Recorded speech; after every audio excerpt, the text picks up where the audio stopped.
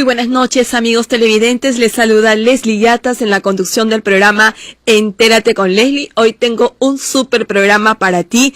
En breve, en 30 segundos aproximadamente, vamos a tener el enlace en vivo y en directo desde el Reino Unido con el doctor Marco Odelo, de nacionalidad italiana, pero que actualmente él es profesor de una importante universidad del estado de Gales, Reino Unido, no Aberystwyth, no University. Así es que en un momentito vamos a tener un enlace telefónico con él desde el Reino Unido para que nos pueda ilustrar acerca de la Convención del Asilo Diplomático de 1954, un instrumento internacional, un tratado internacional a la que ha hecho mención y a la que se ha acogido el exmandatario Alan García Pérez, que este fin de semana se acogió o solicitó el asilo político ante la República Oriental del Uruguay.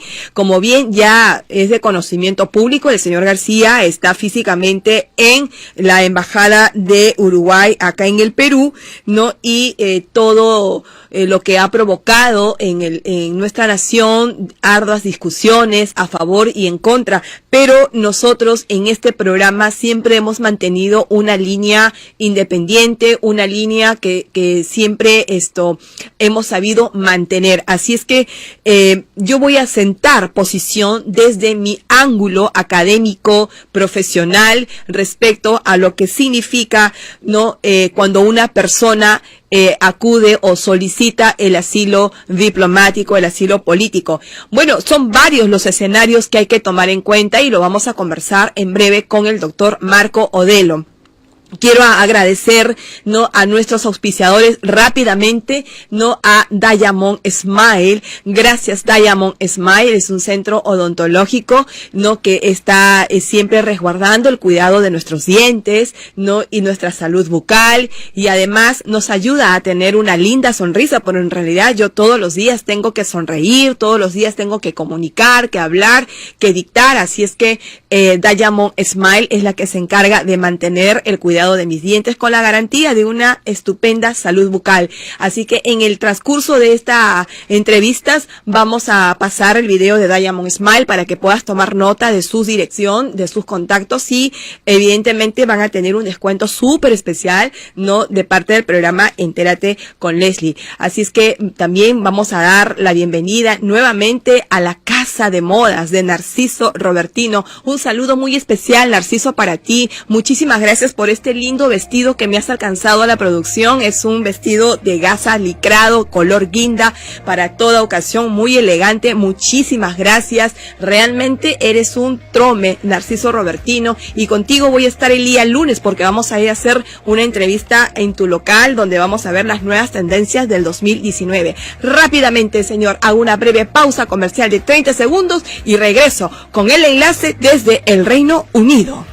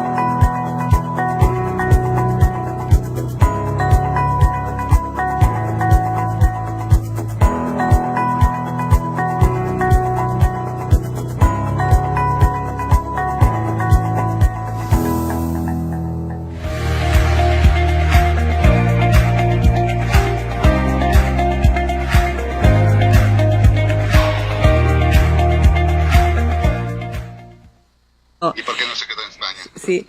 Marco, estamos al aire. Muy bien, muy buenas noches. Marco Odelo, muchísimas gracias por concedernos esta entrevista en exclusiva para el programa Entérate con Leslie, un enlace prometido desde el Reino Unido. Gracias, Marco Odelo, por estar con nosotros. Hola, buenas noches, Leslie. Marco, como hemos estado conversando en interno, la situación en el Perú es algo delicada porque un exmandatario, como bien te lo comentábamos en interno, ha solicitado un asilo político ante la República Oriental del Uruguay, acogiéndose al convenio de asilo diplomático de 1954. Entonces, yo quisiera preguntarte de arranque esto, Marco Odelo, con toda la experiencia que tienes en el derecho internacional, ¿cuándo estamos frente a la figura de un perseguido político?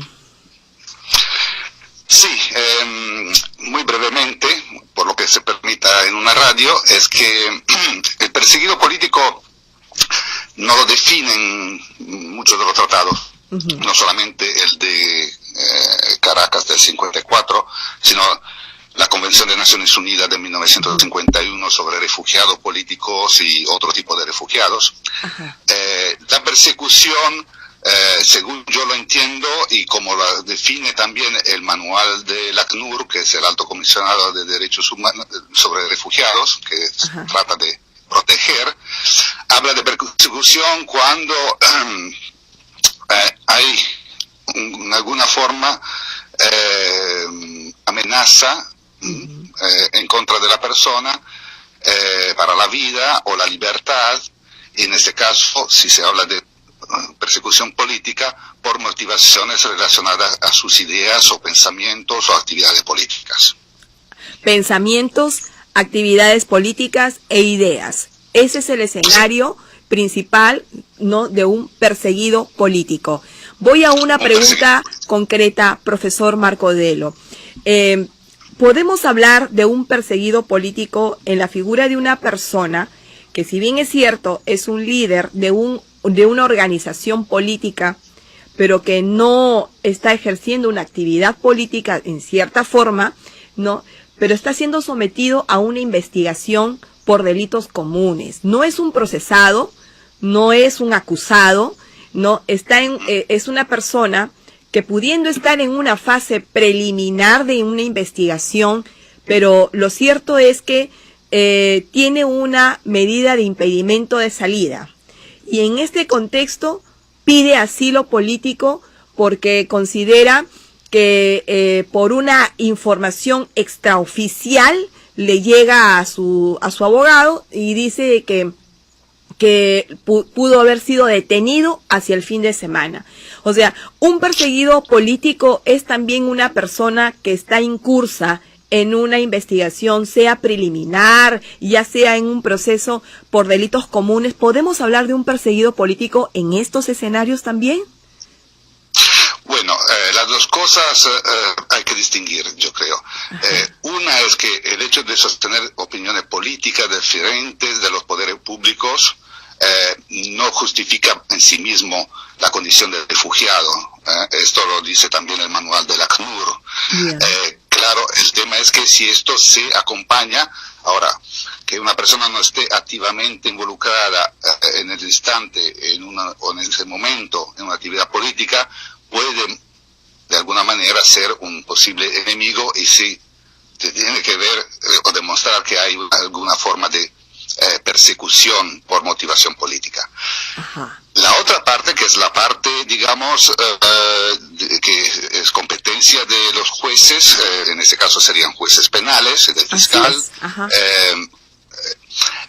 es una cuestión relativa al derecho penal, y por lo tanto esta es cuestión que los poderes judiciales, a través de sus órganos, mecanismos, investiguen y lleven bastante o suficiente pruebas que puedan justificar un enjuiciamiento. Una detención o algo por el estilo.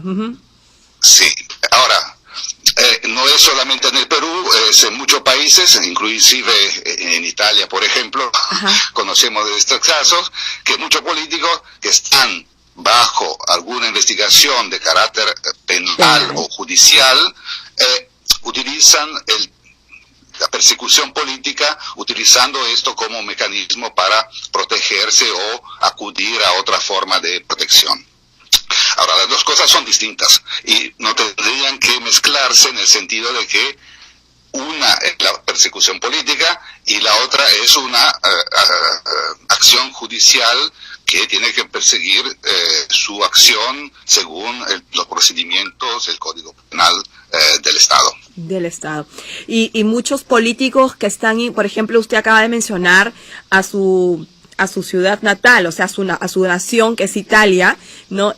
Acaba de mencionar que hay muchos políticos que están siendo investigados por delitos comunes y acuden a la figura del asilo político de pronto, más que para buscar una protección, de pronto para evadir la justicia. Bueno, sí, en Italia fue famoso el tema de Mani Pulite, ¿no? De manos limpias, que ha sido en los 90 un gran caso.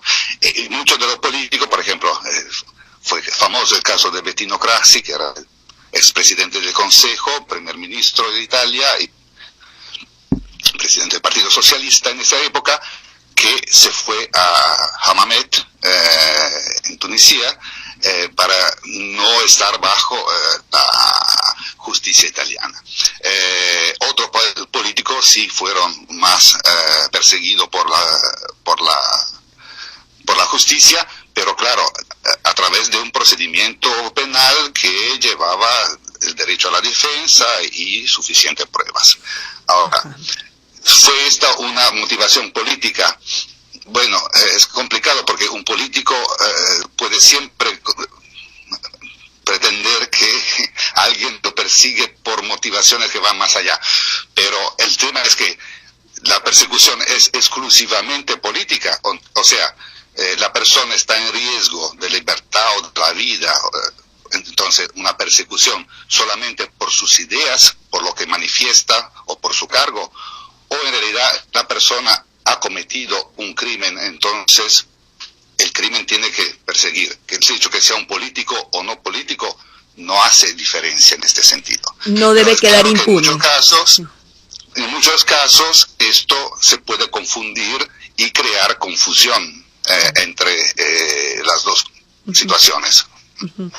Sí, bastante ilustrativo, profesor Marco Delo, y no sabe cuánto le estoy agradeciendo que nos ayude a interpretar la convención sobre la cual el exmandatario en nuestro país se ha acogido a un pedido de asilo que todavía está en evaluación, y justamente hoy día el Perú ha mandado una nota diplomática adjuntando todos los recaudos, ¿no?, sobre la situación legal, jurídica, judicial, no del el exmandatario. Ahora, hay otras preguntas que también me gustaría hacerlo. Por ejemplo, en el artículo 3 de la Convención sobre el Asilo Diplomático dice, ¿no?, que en ningún caso procedería un asilo diplomático si se habla de un inculpado, procesado, ¿no?, que esté siendo obviamente sometido a una investigación por delitos comunes. Como le vuelvo a repetir, el exmandatario, en el caso concreto, y no le pido que siente una posición porque no tendría por qué sentarla a usted, no, simplemente que nos ayude a discernir estos escenarios, como porque usted bien lo ha dicho, se confunden, ¿no? Muchas veces, ¿no? A ver, la convención habla de inculpado. Bueno, ya ese es un término que realmente está en desuso, ¿no? Ahora se habla más que todo de procesado, de imputado y o acusado. ¿Cómo interpretamos esa convención, ese artículo 3, profesor Odelo, atendiendo que el exmandatario, en el caso del señor García, no es un procesado, él es un investigado, que es diferente? Bueno, sí, investigado no es lo mismo que inculpado o procesado, ciertamente. Pero tiene un impedimento de salida. Sí, pero yo creo que esta es más una cuestión semántica, terminológica, que al final, si uno ve la finalidad del asilo diplomático, es proteger a una persona que se encuentre de alguna forma bajo un posible forma de persecución política, ¿no? En este sentido, o que está en riesgo. Normalmente son los tumultos o situaciones muy graves. Esta no es una situación parecida, pero digamos que me parece que el lenguaje, aunque sí tiene distintos sentidos, pero si el Estado asilante, en este caso Uruguay, supone que la situación actual, aunque esté en una fase solamente previa de investigación, está motivada por razones política, exclusivamente política, en este caso el tema inculpado o procesado, investigado, me parece que va a tener poca relevancia. Importancia. Sí, me parece que sí. Okay. Más lingüístico que... Como sí, también... Porque en realidad la convención fue creada para proteger a gente, sobre todo en el contexto latinoamericano, que se escapaban de situaciones de violencia o de persecución fuertes en el contexto. Bueno, todos sabemos el caso de Aya de la Torre. Que es un caso completamente diferente a la situación del señor Alan García. Es completamente diferente. Sí, el tema es que yo creo que es importante que para facilitar más la situación también, aunque la Convención de Caracas diga que es exclusiva derecho del Estado asilante, en este caso Uruguay, conceder sin tener que justificar si lo concede y por qué lo concede, en realidad me parece que también para la relación entre los dos países, y para mantener una relación, digamos, armónica entre los dos, si Perú ofrece a través de los canales diplomáticos, Ministerio de Asuntos Exteriores, Ministerio de Justicia, toda la información fidedigna que tiene en relación al caso, yo creo que también para Uruguay podría ser más fácil tomar una decisión en favor o en contra de la concesión del asilo.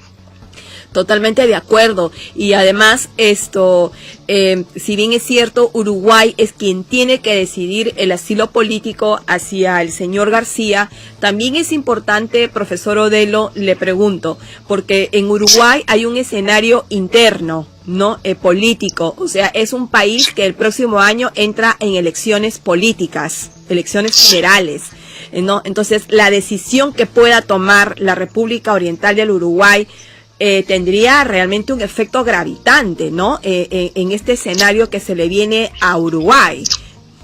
Sí, esta es una cosa. Después también hay el tema de la Convención contra de la corrupción, que es un tema y que se ha tratado recientemente en la cumbre de las Américas.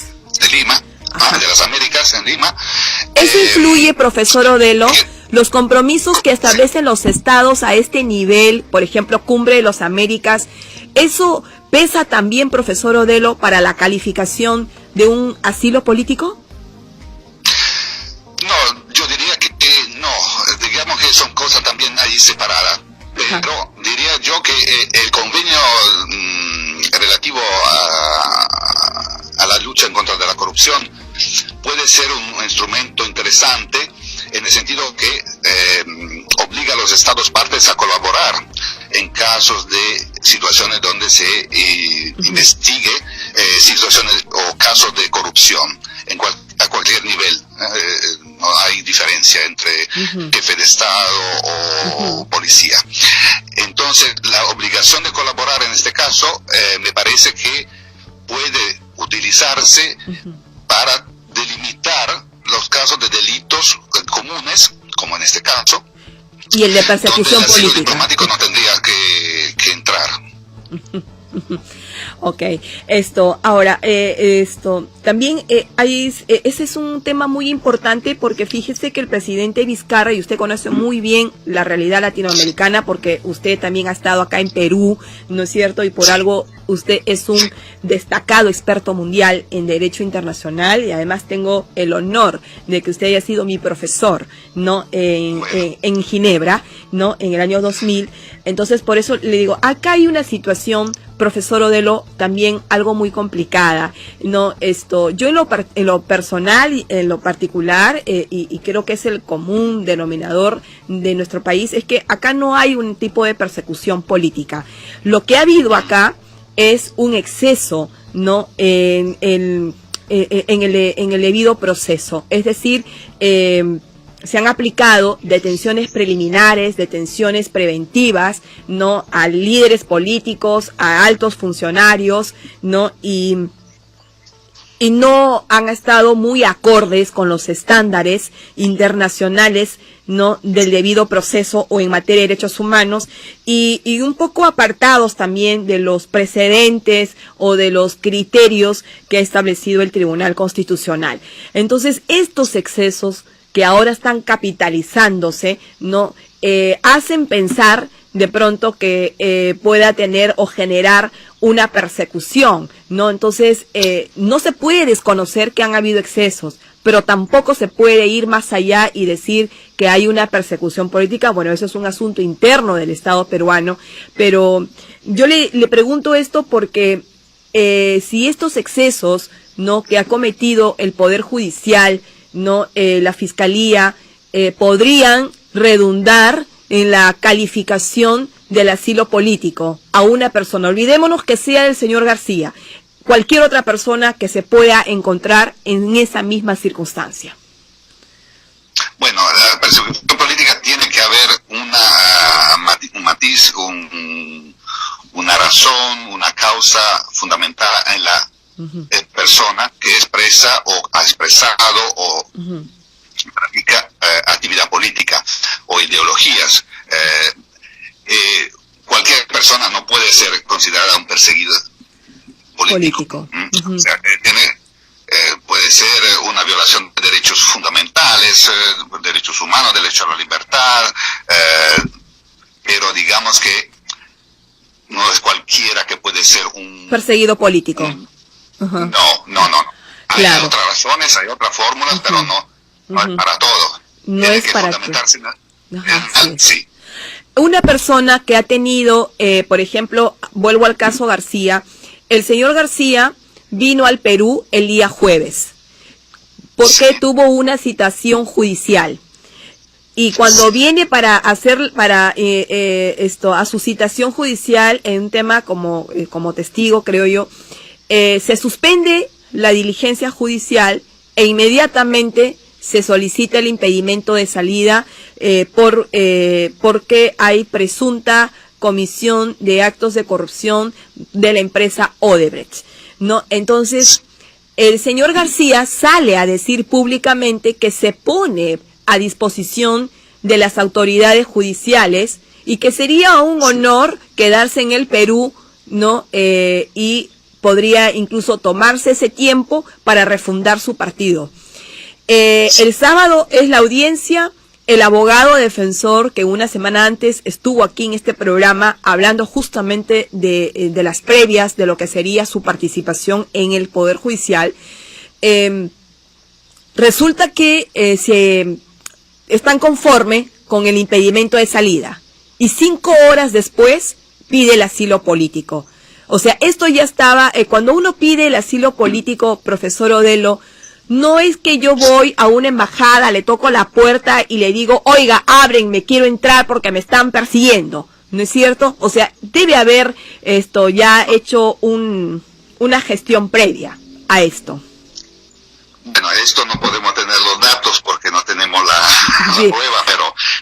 no, la tendencia, cuando una persona pide un asilo político. Por ejemplo, en caso de conflictos armados, gente que se subía al jardín de la embajada, pero esos fueron casos muy excepcionales. Excepcionales. Digamos que es posible, yo no puedo saber ni estoy claro que no.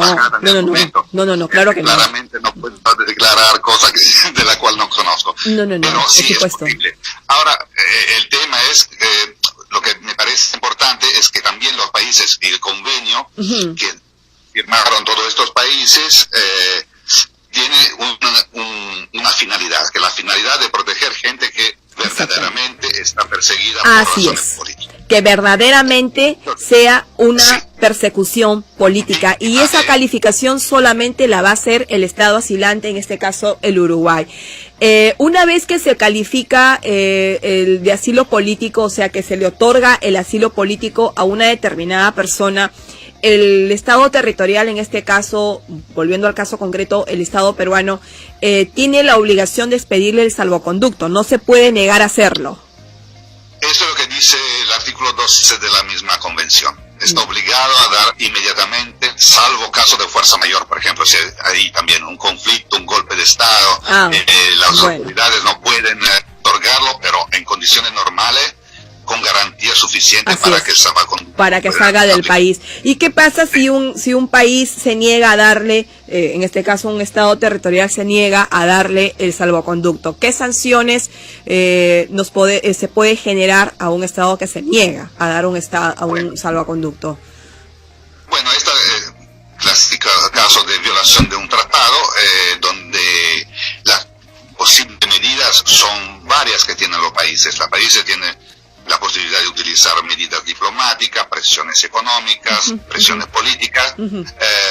Una posibilidad es acudir a alguna forma de jurisdicción internacional, según el Tratado de Río, por ejemplo.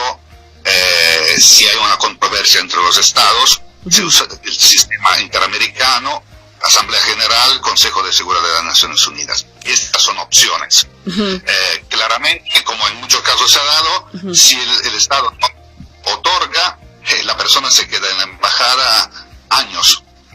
Hay gente que se ha quedado años. Por ejemplo, el caso de Assange, de Wikileaks, que está en Londres, con la embajada de Ecuador. En el pasado, el cardenal Vincenti en Hungría se quedó años. O sea, esto es difícil poder forzar el Estado a cumplir con salvoconducto.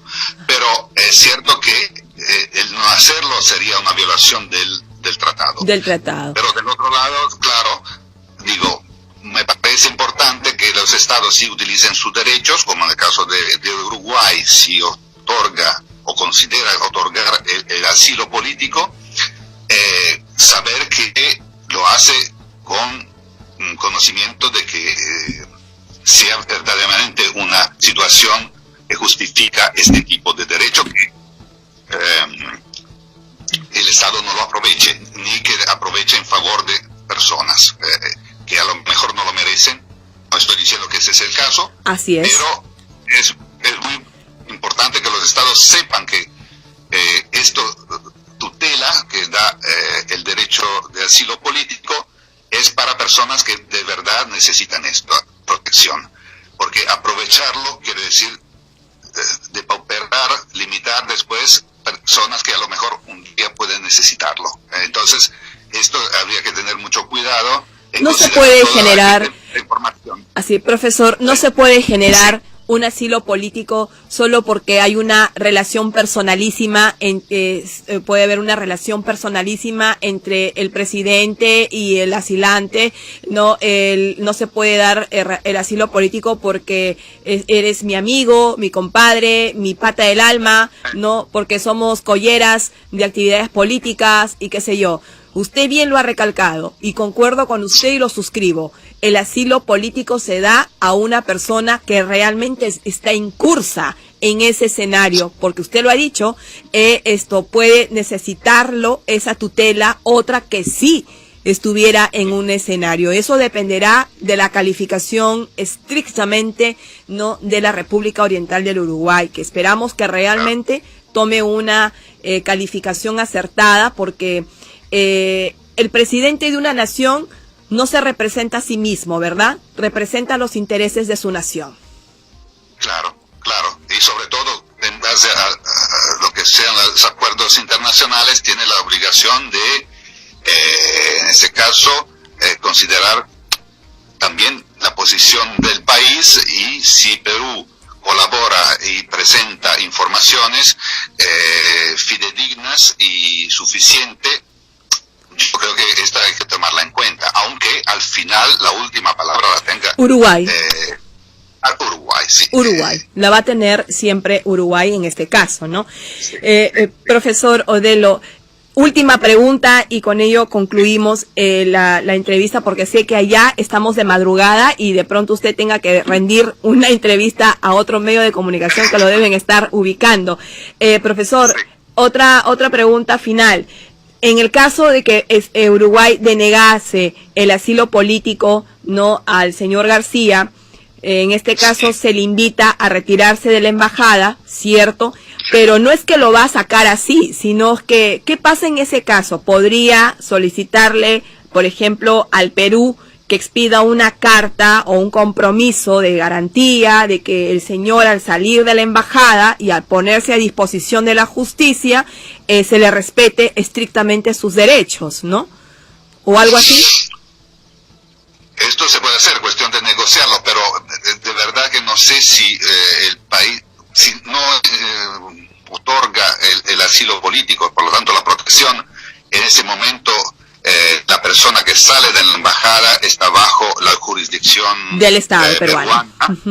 Y en ese caso no sé si Uruguay podría de alguna forma pedir alguna ulterior o mayor protección. Es una posibilidad, pero no me parece que esto sea algo, porque no es que a veces este tipo de concesiones, digamos, acuerdos, concesiones se hacen cuando se extraditan personas. Esa es otra cosa. Por ejemplo, considerar que se tome en cuenta, por ejemplo, países de la Unión Europea cuando tienen que extraditar a países donde está la pena de muerte, o se hacen concesiones de este tipo o negociaciones diplomáticas.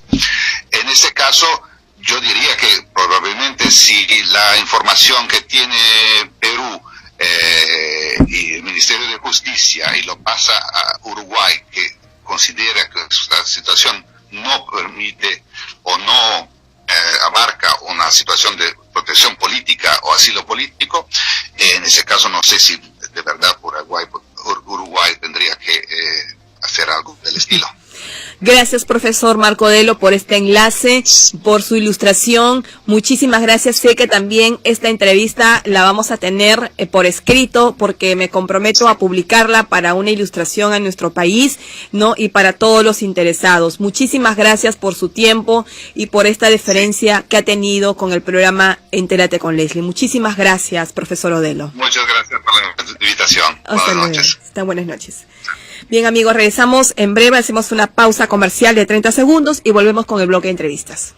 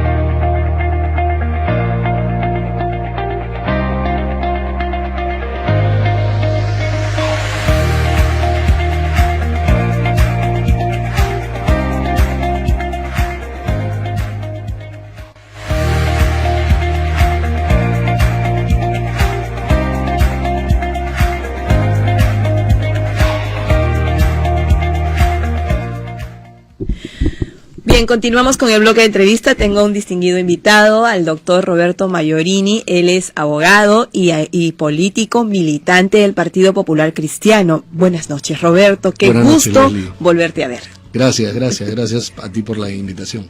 Gracias, Roberto. Bueno, vamos a analizar en este bloque, estamos a la espera de que llegue el señor Tito Alvites, es el director de Exitosa Noticias de Radio y Televisión, así que estamos esperándolo. Tito, comunícate con producción. Vamos a conversar sobre la coyuntura nacional. ¿Cierto? Perfecto, claro. Bien, sí. Dos aspectos. Bueno, sabemos, acabo de tener un enlace, ¿no?, desde el Reino Unido con el profesor Marco Delo, que nos ha puesto prácticamente una ilustración de lo que es la Convención sobre el Derecho de Asilo de 1954, ¿no es cierto?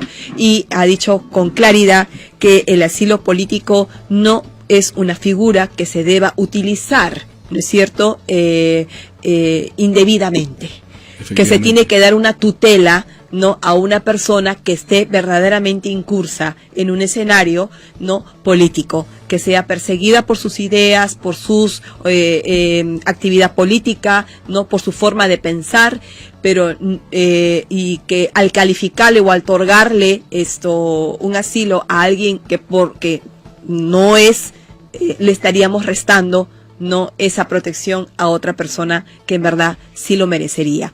¿Qué opinión te merece, Roberto, lo que estamos pasando actualmente?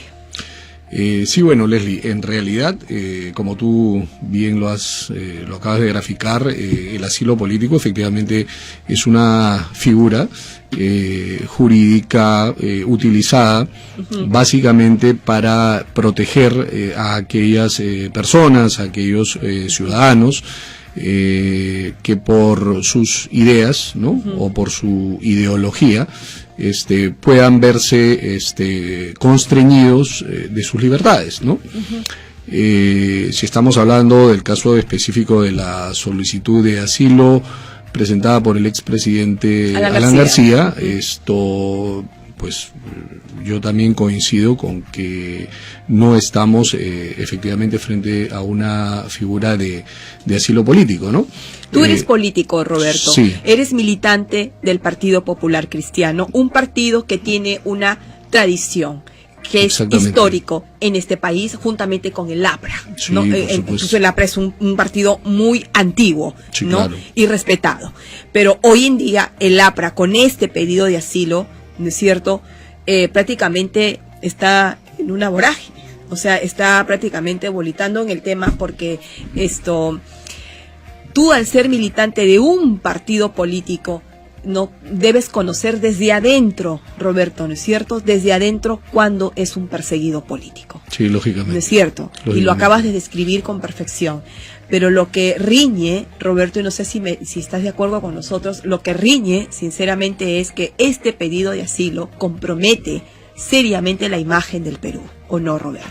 Sí, bueno, definitivamente, ¿no? Estamos atravesando por momentos muy difíciles, estamos atravesando por momentos muy complicados.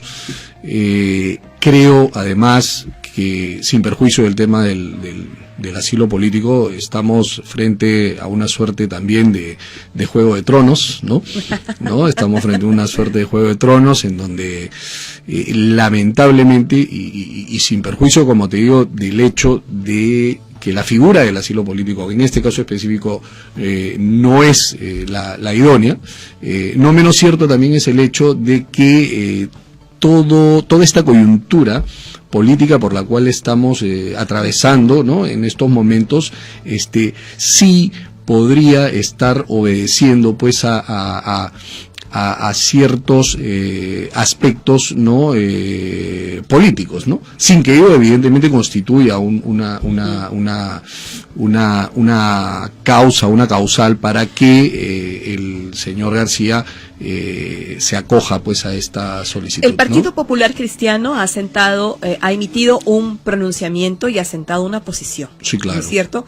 Una posición de cara de respeto a la democracia, al Estado de Derecho, a las instituciones públicas, y hay un párrafo específico que dice que los expresidentes son los que primero tienen que ponerse a derecho. Por supuesto, ¿no es cierto? Por supuesto. Y ¿cómo ve el Partido Popular Cristiano esta situación, Roberto? ¿Cómo ustedes creen que estamos frente a un presidente autoritario, a un dictador, no, a una autocracia, no? ¿Crees que esas calificaciones son las que estamos atravesando hoy en día? Bueno, yo creo que no, definitivamente, ¿no? Estamos, vuelvo a repetirte, en un momento sí difícil, sí complicado. Grave. Pero evidentemente hay un respeto irrestricto, ¿no? Por la democracia, ¿no? Nosotros como partido político social cristiano, ¿no?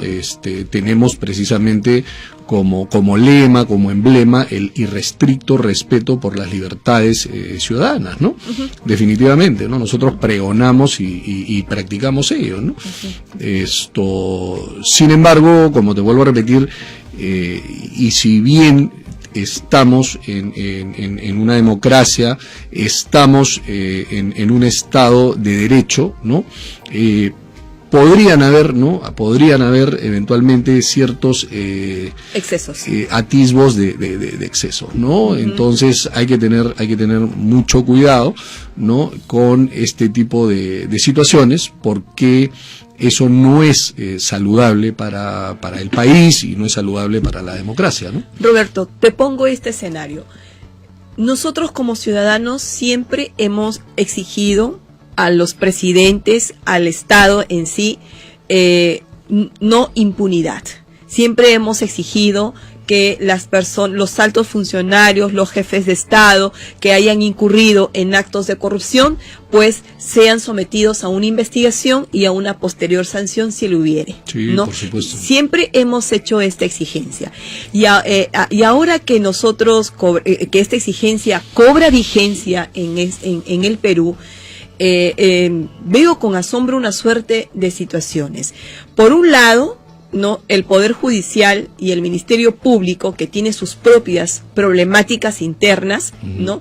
Que con el afán de querer administrar justicia y satisfacer a la ciudadanía, oiga, estoy trabajando, estoy investigando no solamente al ciudadano común, estoy investigando al ciudadano que es un alto funcionario, que es un expresidente o que es un presidente, ¿no? Correcto. Entonces, esa lógica es saludable, pero en esta lucha, o sea, en estos quehaceres por hacer bien, ¿no?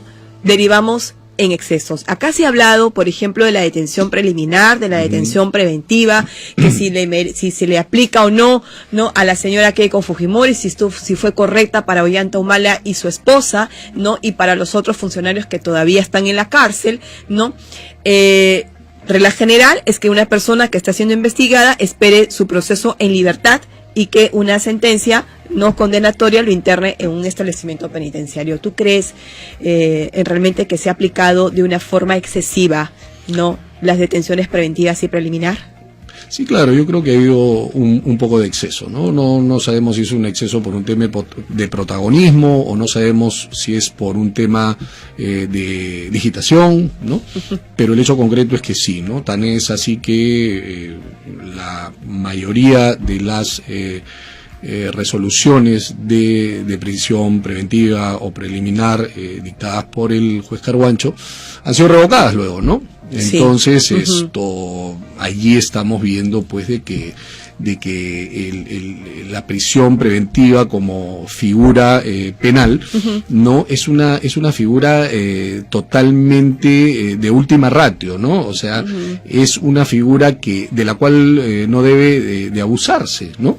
Porque precisamente la Constitución Política del Perú nos habla y nos establece claramente el derecho irrestricto, ¿no? a la libertad de toda persona, ¿no? Y nadie puede ser condenado, evidentemente, sin un juicio, sin un proceso previo, ¿no? Evidentemente también con las garantías procesales respectivas, ¿no? Respetando el debido proceso, respetando el principio de legalidad, ¿no? Que son bastiones fundamentales de todo Estado de Derecho, ¿no? Uno de los aspectos, bueno, por ejemplo, si tú lo has dicho, o sea, hay resoluciones del juez Carguancho que posteriormente han sido revocadas, ¿no? Y corregidas o enmendadas, ¿no? Pero parece ser que no se aprende la lección, Roberto, ¿no? Parece ser que que no se toma en cuenta lo que la instancia superior resuelve con relación a la detención preventiva, a la detención preliminar, porque se vuelve a incurrir en el mismo error, ¿no? Por ejemplo, cuando se dio lo de Ollantumala y Nadine Heredia, finalmente quien corrigió la situación fue el Tribunal Constitucional, que si bien es cierto no se sentó un precedente vinculante porque faltaba un voto, ¿no es cierto? Pero de todas maneras sentó criterios interesantes y es el órgano máximo de interpretación de la Constitución al que el Poder Judicial y todos los demás órganos y poderes están obligados a respetar. Así es. ¿No? Pero ese error no se corrigió. En el caso de Keiko Fujimori, hubieron diversas opiniones, ¿no? En algunos casos sí, y en algunos casos no. Pero en este caso de Keiko Fujimori, se creyó que se iba a respetar ese precedente del TC. Correcto. Y no se aplicó, en realidad se dio lectura, pero finalmente no se aplicó y más bien operó la detención preventiva. Correcto. Por eso es que volvemos al punto de inicio, ¿no? Esto es preocupante, es una situación bastante preocupante.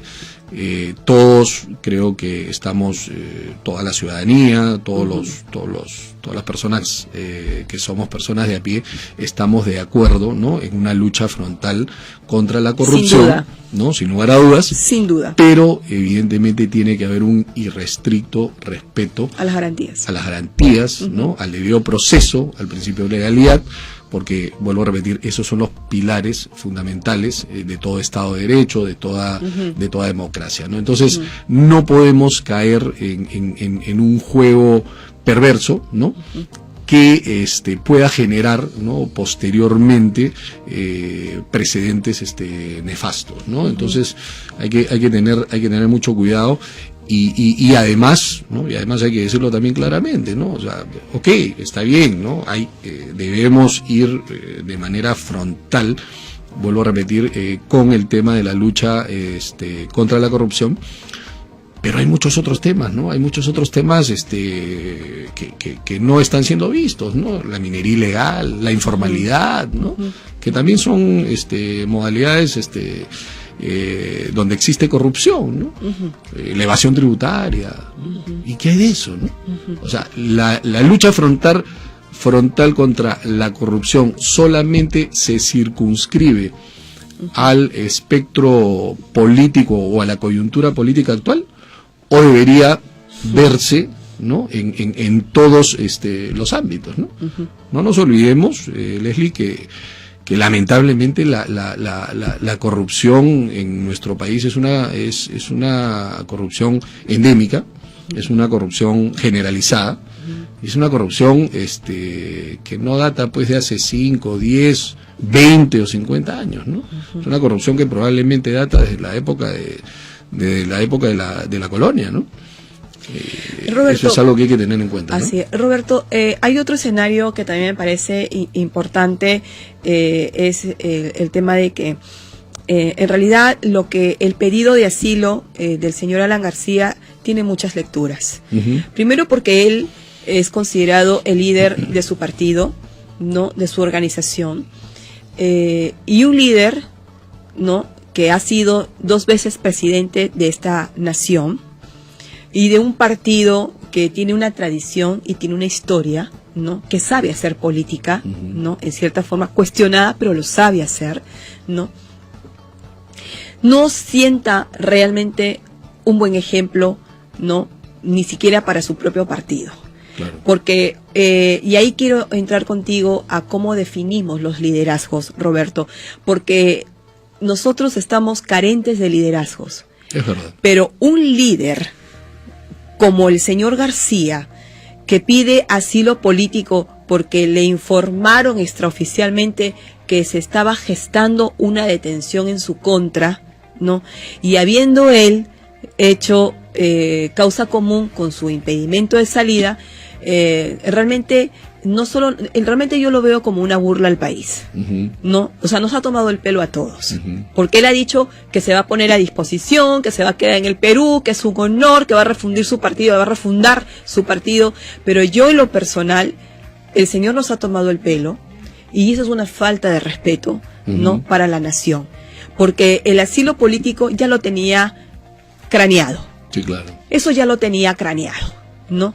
O sea, porque no es explicable, no se puede explicar cómo después de la audiencia del impedimento de salida 5 horas después esté ya internado en la embajada de Uruguay en el Perú. Claro. Entonces, liderazgos como los que se acaban de ver, sinceramente no lo queremos, no necesitamos, y ese es un mal ejemplo para la juventud. Por supuesto. Yo sé que esa es una lectura, ¿no? Que el propio partido aprista tiene su propia lectura, y para ellos es un asilo al 100%, ¿no es cierto? Y los jóvenes también están en la misma sintonía porque son formados a ese estilo. Pero en realidad hay que ampliar el espectro. A mí lo que me preocupa es la nación. A todos nosotros. Roberto, ¿cómo definimos los liderados? ¿Qué clase de líderes necesita el Perú? Bueno, yo creo que la clase de líderes, como nuestro cuasi y muy próximo centenario, sí. Nuestro joven centenario, ¿no? El doctor Luis Bedoya Reyes, ¿no? Un hombre que todos podemos ver, ¿no? Que ha tenido pues una trayectoria impecable. Nuestra reserva política. Sí, totalmente, ¿no? Y probablemente la única. Y un hombre que sobre todo luchó y sustentó sus ideas, sus ideales, ¿no? Y la doctrina social cristiana, cuyo fundamento es el del PPC. Lo hizo pues en épocas muy complejas, ¿no? En épocas en donde el comunismo y el socialismo estaban en boga, ¿no? Y sin embargo el doctor Luis Bedoya Reyes, con gran majestuosidad, sustentó y defendió los principios, ¿no? De la doctrina social cristiana, ¿no? Que es la doctrina bajo la cual nosotros nos sustentamos, ¿verdad? Y respecto de la cual fundamentamos todas nuestras actuaciones cotidianas, ¿no? Mira, vamos a hacer una brevísima pausa de 30 segundos porque después quiero conversar ya sobre Luis Bedoya Reyes. Encantado. ¿No? Sobre este líder, nuestra reserva política, y digo nuestra porque él es un hombre que le ha aportado mucho a la democracia, y justamente a eso íbamos, líderes que aporten a la democracia, no líderes que se corran de la democracia. Correcto. ¿No? Hacemos una pausa de 30 segundos, vámonos por favor con Diamond Smile, ¿no? Tú tienes una linda sonrisa, pero Diamond Smile te hace que tu sonrisa sea mucho más bella y tiene el cuidado de mi salud bucal, así que vayamos con Diamond Smile.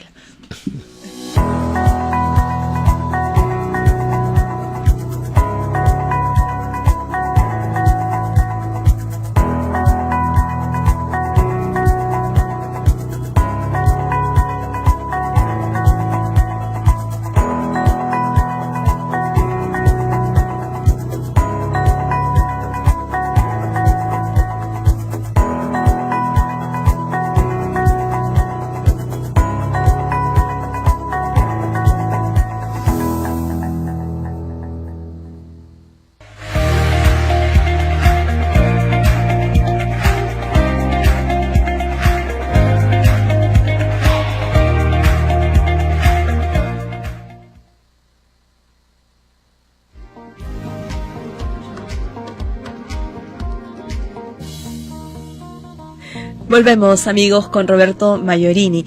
Bien, había quedado una pieza suelta antes de pasar a hablar de don Luis Bedoya Reyes, y que te pido que a través tuyo le hagas llegar nuestros saludos a través del programa Entérate con Leslie, que encantado. Dile que lo recuerdo muchísimo cuando yo era estudiante de Derecho, ¿no? Y tuve muy de cerca al Partido Popular Cristiano, al APRA, a la izquierda, en el Centro Federado de la Universidad San Martín. Entonces, aquellos tiempos, Claro. no muy lejos, pero bueno. Mira, hablábamos un aspecto importante de los líderes, Ajá. ¿verdad? ¿Qué clase de liderazgos necesita nuestro país? Líderes que aporten a nuestra democracia. Correcto. Dime esto, Roberto, Luis Bedoya Reyes, una reserva política del Perú, ¿no? ¿Cómo aportó a nuestra democracia? O sea que si tuviéramos que, digamos, retroceder varios años atrás, mencióname algunos ítems, algunos aportes para que la juventud que nos escucha hoy sepa realmente qué es un líder, ¿no es cierto? Y qué clase de líder necesita el Perú. Correcto, correcto. Bueno, yo creo que Luis Bedoya Reyes es el ícono, ¿no? El ícono de la democracia, es el ícono de el respeto irrestricto de el ser humano, ¿no? Uh-huh. de la persona humana. Uh-huh. Nosotros como socialcristianos que somos, vuelvo a repetir, tenemos como fundamento el respeto por el ser humano, el respeto por la dignidad humana, el respeto por la libertad, uh-huh. la búsqueda del bien común, uh-huh. ¿no? La solidaridad entre las personas, uh-huh. que son elementos que nos permiten mantener siempre vigencia en el ámbito o en la escena política, ¿no? Lo que ha venido, por ejemplo, sucediendo en las últimas décadas, ¿no? El Perú, sabemos, en 1990, ¿no es cierto? Los 90. En la década de los 90 nosotros atravesamos el momento quizá más crítico de la historia moderna, ¿no? Uh-huh. Estábamos al borde del abismo, y los cambios que se produjeron, más allá de quién los hizo, etcétera, uh-huh. pero muchos de los cambios que se produjeron, ¿no? Uh-huh. Por ejemplo, en materia económica, ¿no? Uh-huh. que nos ha permitido crecer durante décadas, ¿no? Uh-huh. fueron postulados del PPC, uh-huh. fueron postulados que siempre sustentó Luis Bedoya Reyes, la denominada economía social de mercado, ¿no? Sí, sí. Pero lamentablemente, vuelvo a repetir, en aquellos tiempos, ¿no? En aquellos días, estaba pues muy en boga, ¿no? El pensamiento socialista, el pensamiento uh-huh. comunista, ¿verdad? Uh-huh. Y a nosotros siempre se nos tildó como partido de los ricos, ¿no? Cosa totalmente absurda. Sí recuerdo eso, sí. Totalmente lejana a lo que nosotros realmente somos, ¿no? Como te vuelvo a repetir, nosotros creemos en la dignidad del ser humano, nosotros creemos firmemente en el respeto a la libertad, a las libertades del ser humano, y creemos en la búsqueda del bien común, ¿no? Eso, en la búsqueda del bien común, porque en realidad también los partidos políticos, Roberto, tienen que hacer una mea culpa por su falta de aportes a la democracia en los últimos 30 años, ¿no?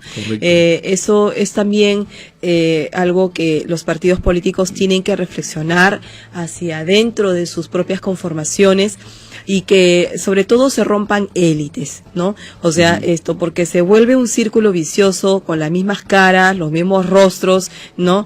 Que son los únicos que deben ser los que dirijan el partido, pero no hay más efectivo que una renovación, que se renueven los cuadros y que puedan presentarse como futuros proyectos de la nación. Claro. El bien común busca, su propio nombre lo dice, el bienestar para todos. Y es lo que nos falta, Roberto. Exacto. Porque acá se ha gobernado para uno mismo. Exacto. Acá se ha gobernado para su élite, para su partido, ¿no es cierto? Pero no se ha gobernado para la nación. Uh-huh. Por eso es el costo político que hoy día asumimos todos los peruanos. Así hayamos o no votado por Pedro Pablo Kuczynski, por Alan García, por Ollanta Humala, ¿no? Etcétera, etcétera. Son costos que la ciudadanía va a asumir a nivel general. ¿no es cierto? Es cierto. Y la condena de la ciudadanía es que no cree en los partidos políticos. Por eso yo te invité, porque tú eres un militante de un partido tradicional con importancia en nuestra nación, con un líder que yo sí me atrevería a decir que es nuestra reserva histórica en la nación. Nuestra reserva histórica y nuestra reserva moral, ¿no? Y nuestra reserva moral. Así es. Y de verdad es que yo lo he escuchado cuando era joven, ¿no? Estudiante de Derecho, escuchaba a Luis Bedoya Reyes, y qué manera de compenetración con la juventud, qué manera de compenetrarse, qué manera de llegar y de cambiarte los formatos, pero para bien, ¿no? De hacerte sentir, tú lo has dicho, que eres una persona que tienes derechos, deberes y que hay que cumplirlos y hay que respetarlos. También han tenido críticas de diferentes índoles y quién no los tiene, pero nosotros como país necesitamos cuadros, ¿no? Necesitamos líderes, trabajar en ese liderazgo, Roberto. Verdaderos líderes, es totalmente válido, ¿no? Es por ello que nuestro actual presidente del PPC, ¿no? Alberto Bengolea, está bastante preocupado por esa situación y en recientes reuniones que hemos tenido, pues él está precisamente llano y dispuesto a justamente crear esta nueva camada, ¿no? de liderazgos, ¿no? Porque es fundamental, ¿no? Nueva camada de liderazgo. Sí, Roberto, por ejemplo, y ya para ir concluyendo por ejemplo, ¿no? En el tema de del pedido de asilo político de un expresidente de la República, yo no he visto, y corrígeme por favor, yo no he visto más que 2 o 3 partidos como el tuyo, Acción Popular y otro, que se han pronunciado, ¿no? Respecto a la defensa de la democracia y al Estado de Derecho, pero no he visto otros partidos que hayan emitido un pronunciamiento, que hayan salido a decir, oiga, ¿qué le pasa, no? O sea, podemos tener una democracia muy débil, con instituciones débiles, pero de ahí a considerar que acá se persiguen políticamente a las personas, o sea, hay mucha distancia. Por supuesto. No, pero no he visto más partidos políticos que hayan emitido un pronunciamiento. Sin embargo, cuando fuimos a las elecciones regionales y municipales, me di con la sorpresa de que habían 22 partidos que postulaban. Y yo le quisiera preguntar a esos 22 partidos, ¿no? Políticos y movimientos regionales, ¿dónde están?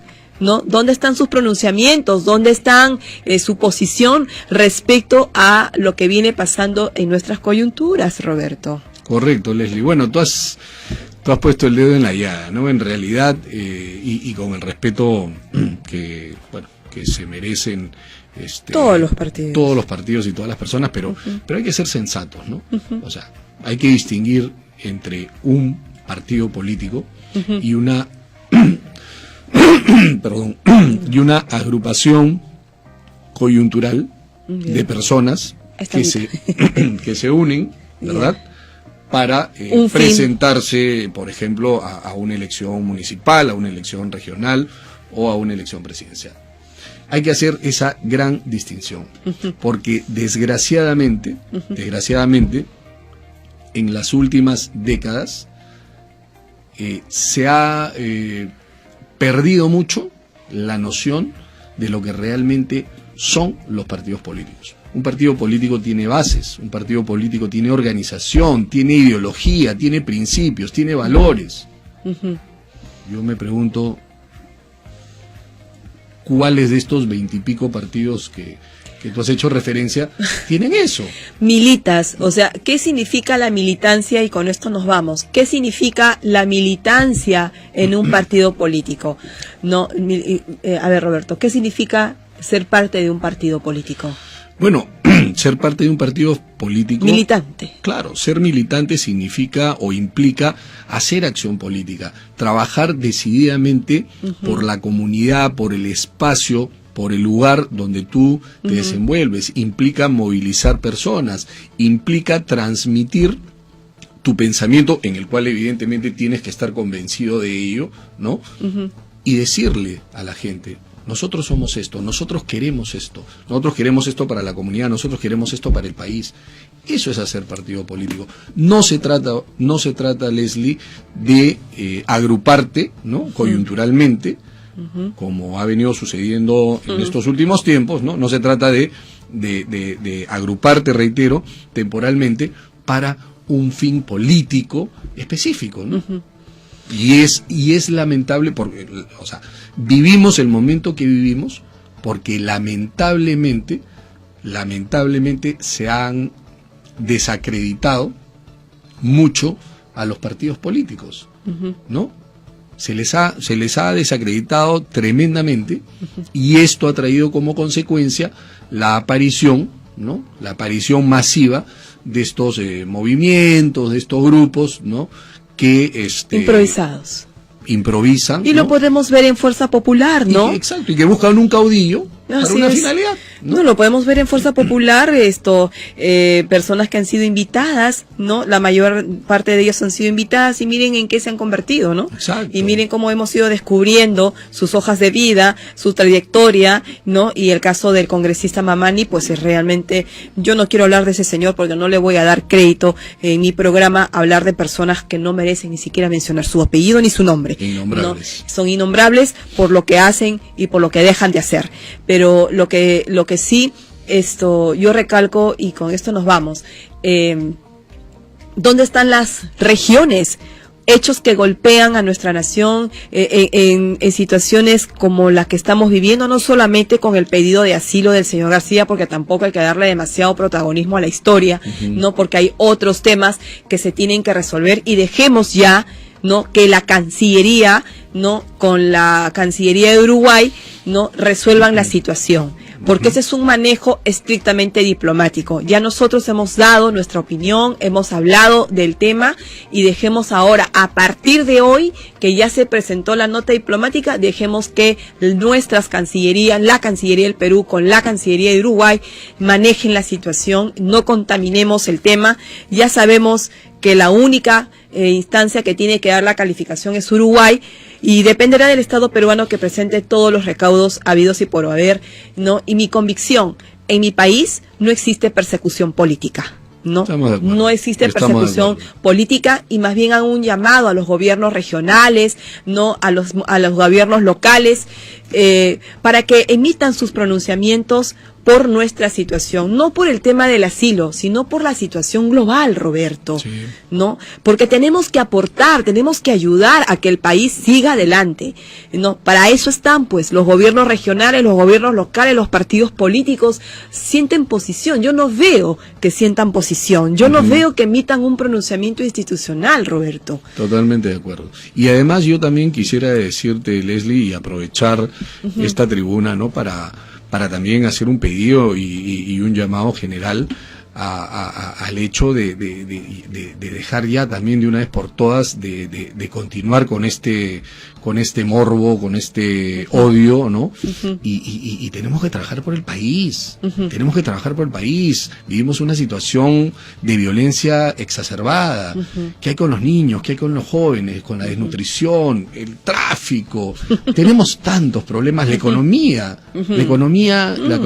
está bastante deteriorada, ¿no? Desde el último año del gobierno de Humala, ¿no? Entonces, y estamos en piloto automático, ¿no?